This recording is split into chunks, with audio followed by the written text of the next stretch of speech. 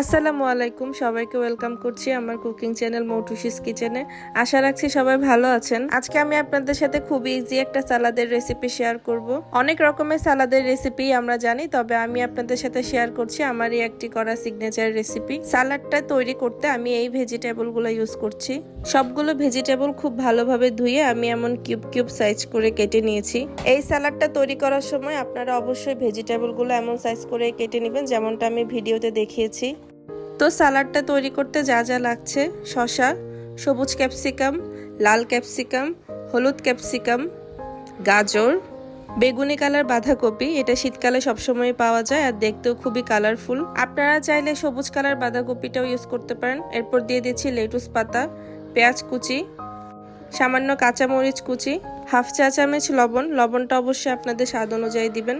সরিষার তেল 2 চা চামচ। তো সবগুলো উপকরণ দেওয়া হলে আমি খুব ভালোভাবে মিক্স করে নিচ্ছি।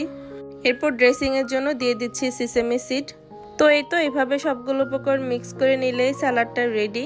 আর পরিবেশনের সময় অবশ্যই উপর থেকে আর সামান্য একটু সিসেমি সিড দিয়ে নেবেন, তাহলে দেখতে খুবই সুন্দর লাগে। এই স্যালাডটা আপনারা পোলাও কিংবা সাদা ভাতের সাথে পরিবেশন করতে পারেন। নেক্সট রেসিপিতে আমি আপনাদের সাথে আরও একটি মজাদার সালাদের রেসিপি শেয়ার করব। তো সেই পর্যন্ত সবাই ভালো থাকবেন। আর আমার তৈরি রেসিপিগুলো ভালো লাগলে নতুন নতুন আরও রেসিপি পেতে আমার চ্যানেলটি সাবস্ক্রাইব করে দিবেন। আজকের মতো এখানেই বিদায় নিচ্ছি। আল্লাহ হাফেজ। আসসালামু আলাইকুম।